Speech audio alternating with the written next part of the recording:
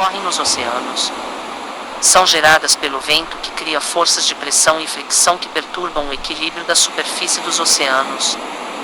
O vento transfere parte da sua energia para as ondas ao exercer na superfície da água uma força resultante de diferenças de pressão, provocadas por flutuações na velocidade do vento próximo à interface ar-mar. A superfície perturbada é restabelecida por ação da gravidade.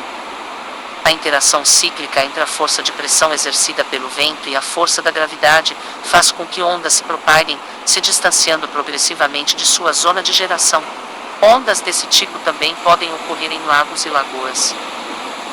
Índice 1 Leis da mecânica newtoniana 2 O sentir do fundo pelas ondas 3 A altura de uma onda e a profundidade da água 4 Ondas e tempestades 5 Ondas chegam à praia quase paralelas à costa 6 Ver também 7 Referências 8 Bibliografia 9 Ligações externas Leis da mecânica newtoniana Editar o movimento das ondas em oceanos, lagos e lagoas Segue expressões matemáticas com base nas leis da mecânica newtoniana. Isso permite que ondas oceânicas sejam simuladas em computadores. Modelos de onda comum permitem a aplicação de leis físicas e aproximações matemáticas, em conjunto com sistemas de previsão do tempo que fornecem simulações do vento, possibilitando prever a geração de ondas através da modelagem ambiental numérica, atividade realizada em diversos centros de previsão do tempo no mundo, incluindo ITEC no Brasil. A previsão de ondas auxilia atividades econômicas no mar e aumenta a segurança de atividades marítimas comerciais, navegação, pesca, exploração petrolífera, etc., e recreacionais, vela, surf, etc. Vai e vem de duas partículas superficiais quando passa um trem de ondas. O sentir do fundo pelas ondas editar o movimento das partículas da água numa onda. A é igual a movimento orbital em águas profundas, B é igual a movimento orbital elíptico em águas rasas, 1 é igual a direção de propagação da onda. 2 é igual a crista, 3 é igual a vale. Se pusermos um pedaço de madeira a flutuar na água do mar, ele move-se um pouco para a frente na crista de cada onda e depois um pouco para trás quando o vale entre as ondas passa. Ou seja, a forma de onda vai se aproximando da praia, mas cada porção de água só se move para a frente e para trás. Se pusermos o pedaço de madeira a flutuar a várias profundidades dentro de água, veremos que eles se movem no interior da água em órbitas aproximadamente circulares. As órbitas têm um raio maior perto da superfície e vão tendo cada vez um raio menor até que deixam de existir a uma profundidade que é cerca de metade da distância entre as cristas das ondas, ou seja, metade do comprimento de onda de propagação. A uma distância da praia em que o fundo está a uma distância igual a cerca de metade do comprimento de onda, os movimentos orbitais dos níveis mais profundos começam a ser restringidos porque a água já não se pode mover verticalmente, apenas se pode mover para frente e para trás, na horizontal. Um pouco acima, a água já se pode mover um pouco verticalmente e as órbitas passam de circulares a elípticas. À superfície, as órbitas podem ainda ser circulares. A altura de uma onda e a profundidade da água editar este fenômeno de distorção das órbitas, que se dá quando as ondas sentem o fundo, faz com que a onda seja retardada, diminuindo o comprimento de onda de propagação, porque a distância próxima à crista vai diminuindo. Como resultado, a água que chega a acumular-se e faz com que a crista da onda cresça e se torne mais angulosa. A inclinação da onda, a razão entre a sua altura e o comprimento de onda, aumenta até que, ao chegar ao valor de cerca de 1,7, a água já não se consegue suportar a si própria e a onda arrebenta. A profundidade da água é então cerca de 1,3 vezes a altura da onda, a distância vertical entre um vale e a crista que se lhe segue. A distância à costa em que este fenômeno ocorre depende da inclinação do fundo. Se o fundo da costa for muito inclinado, muitas ondas pequenas rebentarão na costa. Se o fundo é mais suavemente inclinado, as ondas rebentarão mais longe.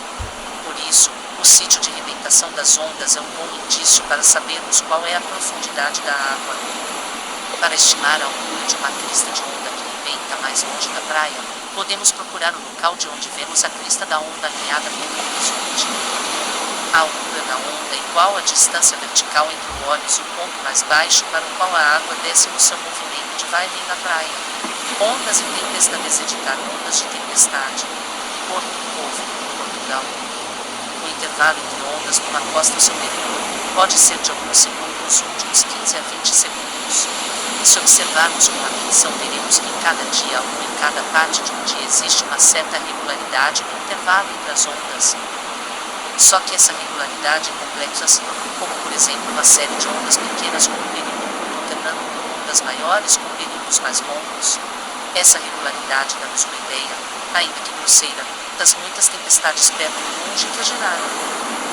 As várias ondas de diferentes alturas e períodos que rebentam numa costa são fundamentalmente o resultado da interferência das ondas provocadas por tempestades de severidade diferente ocorrendo a distâncias diferentes. Se as praias do Atlântico têm ondas mais altas e são boas para os surfistas, é porque as muitas tempestades que ocorrem em todo o Atlântico são forçadas pelos ventos predominantes vindos de oeste, no hemisfério norte. As costas atlânticas da América do Norte são piores para os surfistas porque os ventos de oeste sopram contra as ondas que avançam para a costa em direção a leste e diminuem o seu efeito. Durante tempestades, em águas mais profundas, a força do vento vai formando ondas pequenas que aos poucos vão crescendo. O tamanho das ondas depende da força do vento, do tempo que o vento sopra numa só direção e da área de mar aberto que o vento sopra sobre a água. Mas, segundo os marinheiros, a altura das ondas não deverá ser muito maior do que cerca de 1 dividido por 10 da velocidade do vento em quilômetro por hora.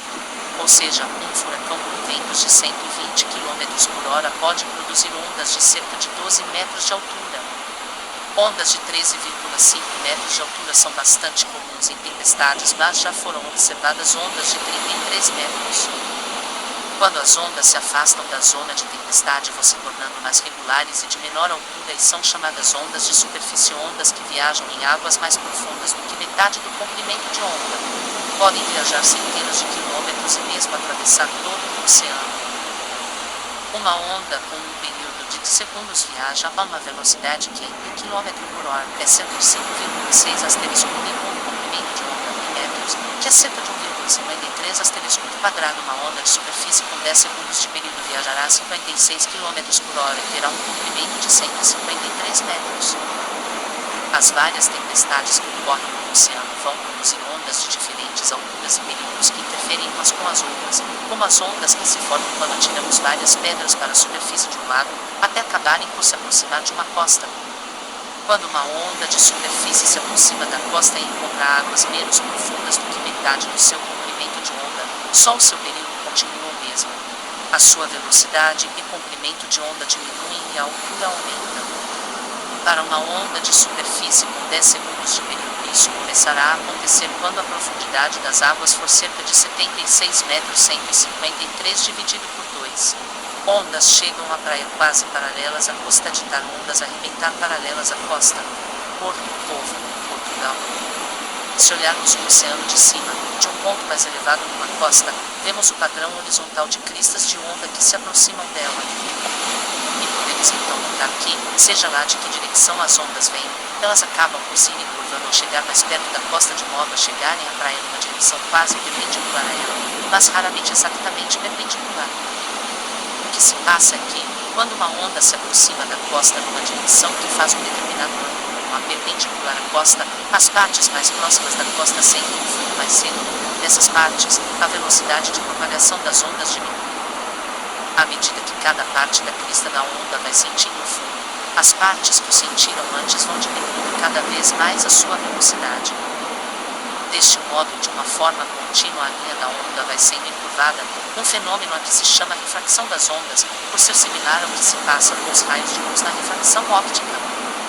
E é isto que faz com que as ondas acabem por chegar à praia numa direção quase perpendicular a ela e rebentem de um modo quase paralelo à costa. Na refração, passa-se algo de parecido com uma fila de soldados que viram a esquina em formação, com os soldados que estão mais perto da esquina andarem mais devagar e os que estão longe dela andarem mais depressa. Se uma onda encontra uma parte da costa mais saliente, como promontório, a parte que ascende primeiro diminui mais depressa de velocidade e as outras partes, de ambos os lados, seguem em frente mas vão sendo curvadas e vão acabar por rebentar de cada um dos lados dessa saliência. Os soldados em frente agora para que os outros atacando rodeando de ambos os lados.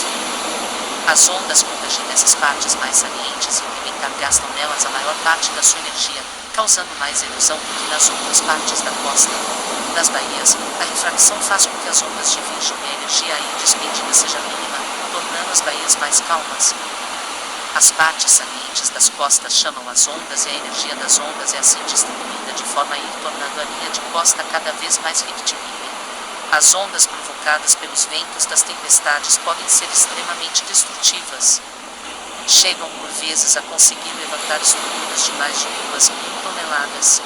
Mas as ondas mais destrutivas são as associadas aos maremotos tsunami e ondas marítimas. Ver também meditar suas referências ao Avalanche de bibliografia de tarde de Stocks 1880.